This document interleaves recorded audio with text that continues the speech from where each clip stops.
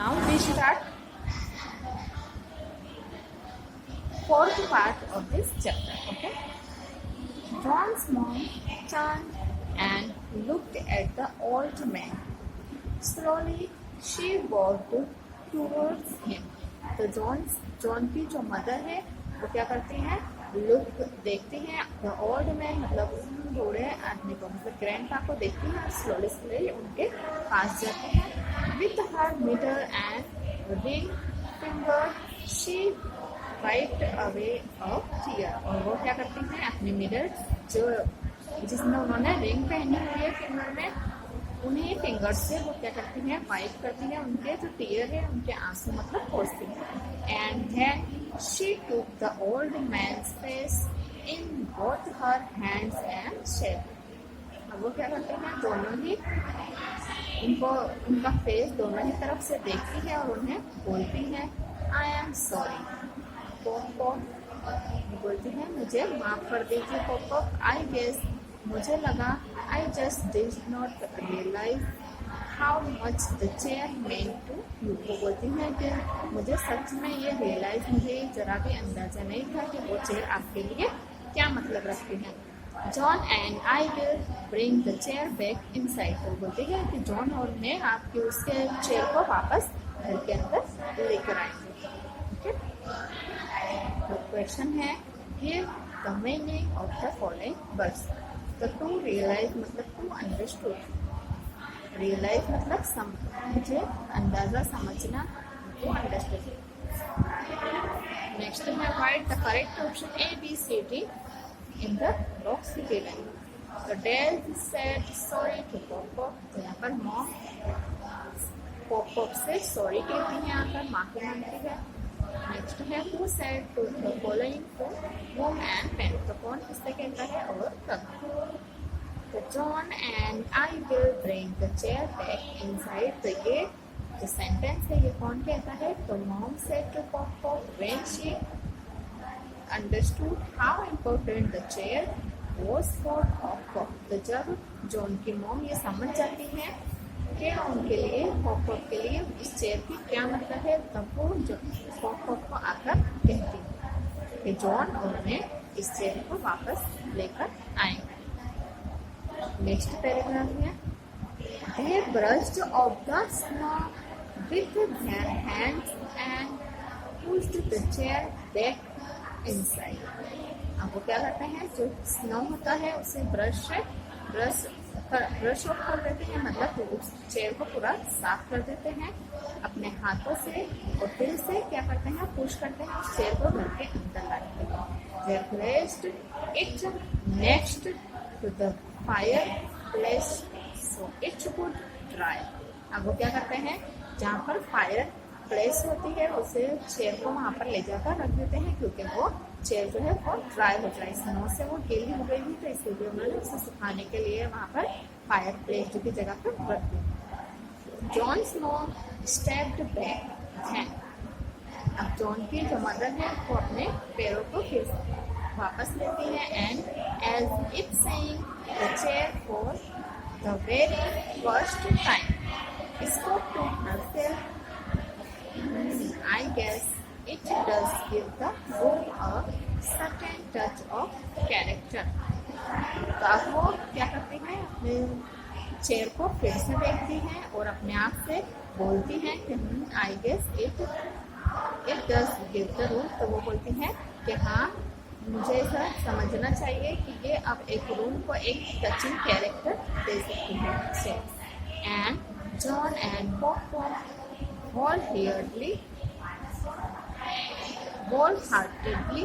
agreed that the living room would be rather dull without this old chair.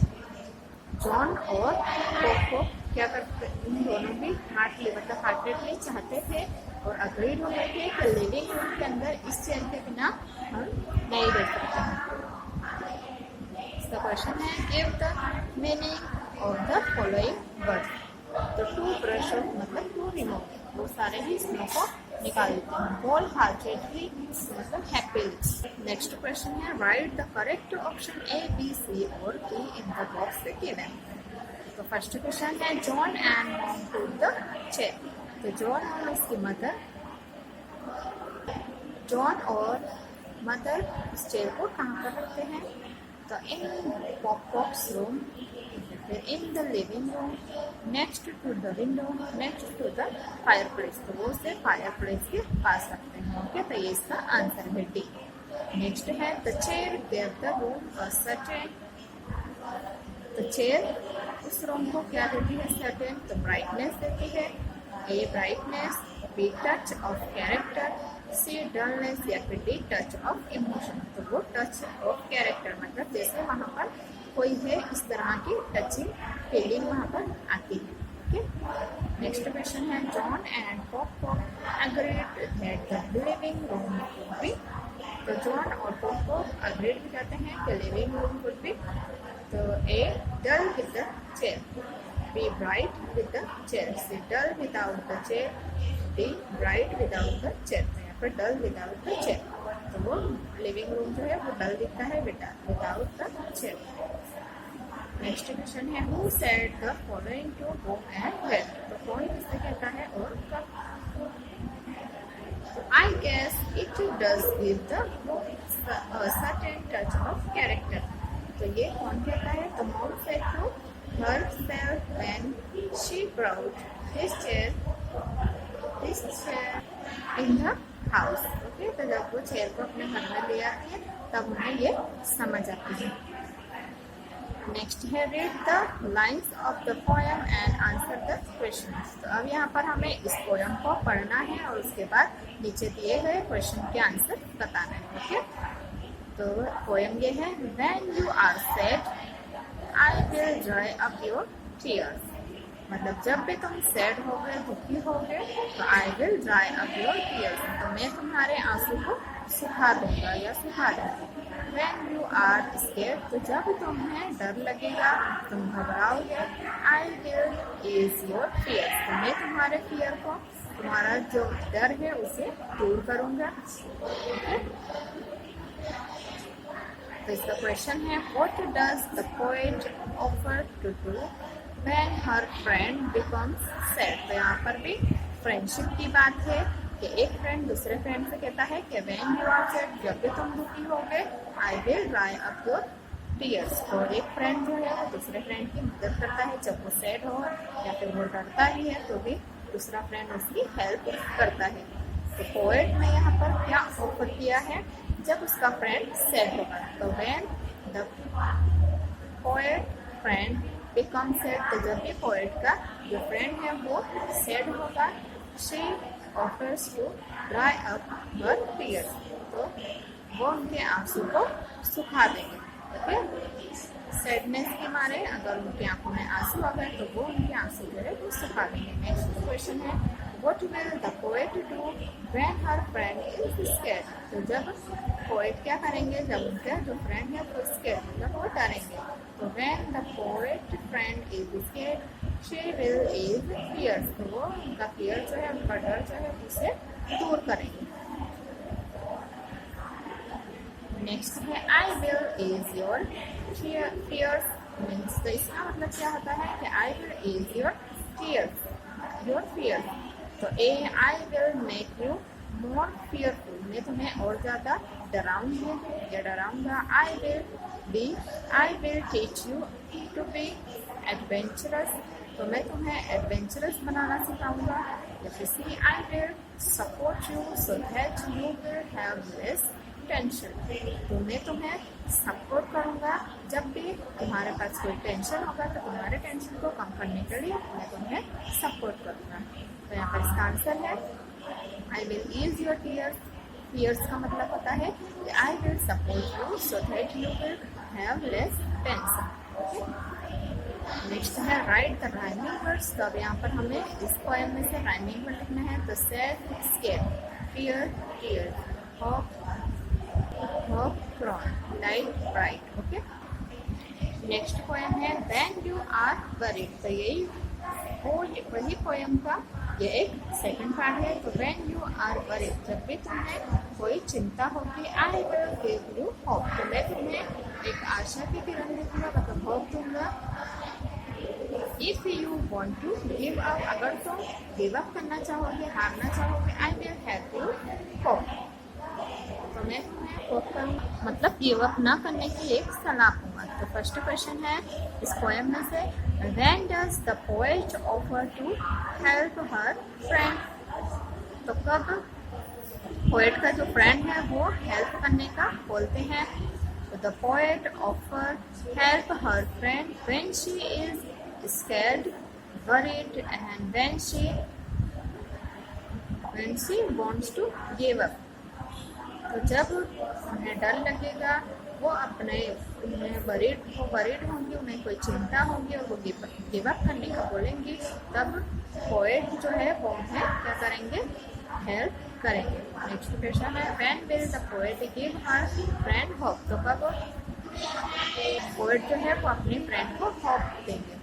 तो when the poet's friend is worried, she will give her hope, तो जब भी poet के जो friend है वो worried होंगे तब उन्हें होप देंगे। ओके, नेक्स्ट है I will help you cope, इसका मतलब क्या होता है, तो A I will do things for you, मैं तुम्हारे लिए करूँगा कुछ भी। B I will help you face the situation, मतलब जो भी सिचुएशन तुम्हारी हो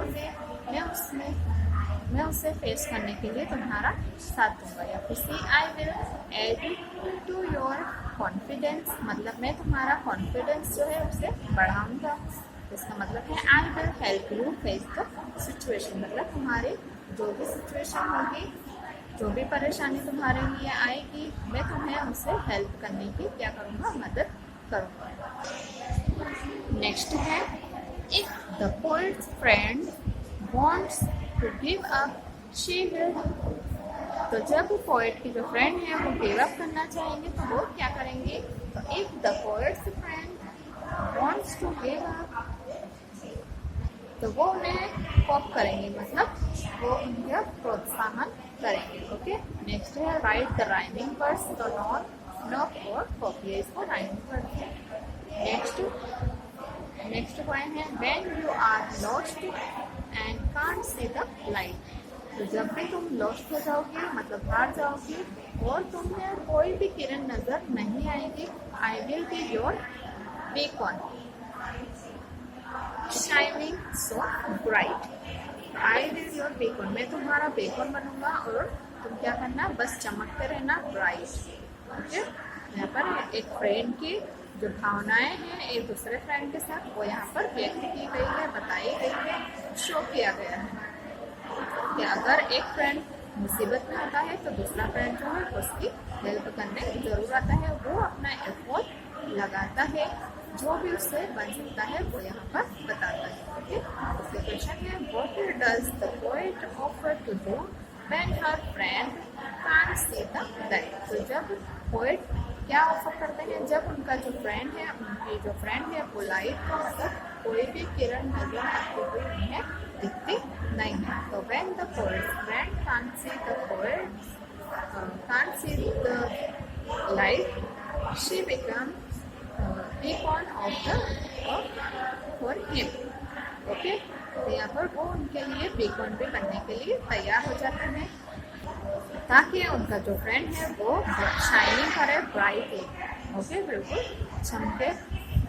नेक्स्ट है, when you are lost means, तो व्हेन यू आर लॉस्ट का मतलब बताना है यहाँ पर हमें। तो A you are lost in a jungle, तो क्या तुम जंगल में खुआ गए हो, इसका मतलब ये होता है। या फिर you do not know what to do, मतलब तुम्हें बिल्कुल भी नहीं पता है कि तुम्हें क्या करना है। नेक्स्ट है, you have lost something valuable, मतलब तुमने कुछ वैल्यूएबल, जिसकी कोई वैल्यू हो, कुछ बहुत ही ज़रूरी तुमने कुछ खो दिया हो। तो you do not want to do, जब तुम्हें कुछ भी समझ ना पड़े तब इसका मतलब क्या होता है, व्हेन यू आर लॉस्ट, मतलब तुम खो जाओ जब तुम्हें कुछ भी समझ ना पड़े। ओके, नेक्स्ट है, राइट द राइमिंग वर्ड्स, तो लाइट और right place the rhyming word. तो अब नेक्स्ट यहाँ पर फोर्थ पार्ट है इस पोएम का। तो this is my oath that I pledge to the and why you may ask because you are my friend. तो this is my oath. तो ये मेरा oath है that I pledge to the end. तो जहाँ पर मैं लास्ट तक के तुम्हारे ही साथ रहूँगा. तो क्यों यू मैं आस्क, तुम मुझे पूछ सकती हो. यू मैं आस्क, तुम्हें पूछ सकता हूँ. Because you are my friend, मैं तुम्हें पूछ सकता हूँ और तुम मुझे पूछ सकते हो. बिकॉज हम दोनों क्या है, एक फ्रेंड है.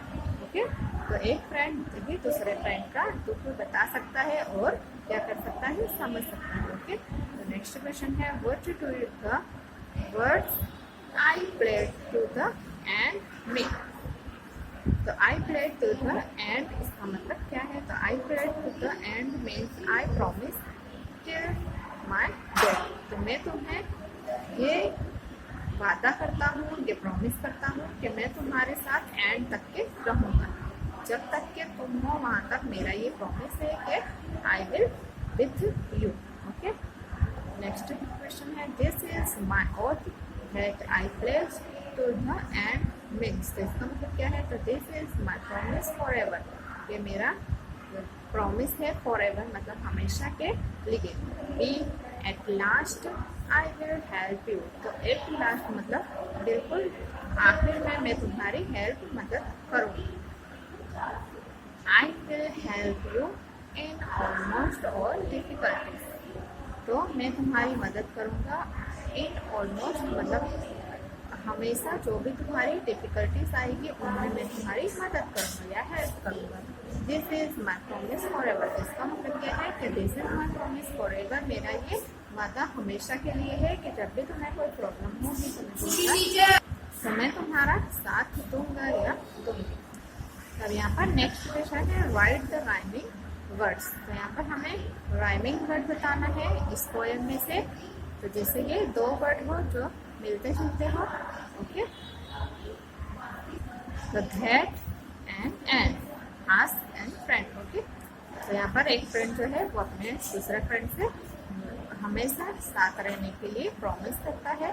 और यहाँ पर राइमिंग वर्ड से ओथ और प्लेज. ओके,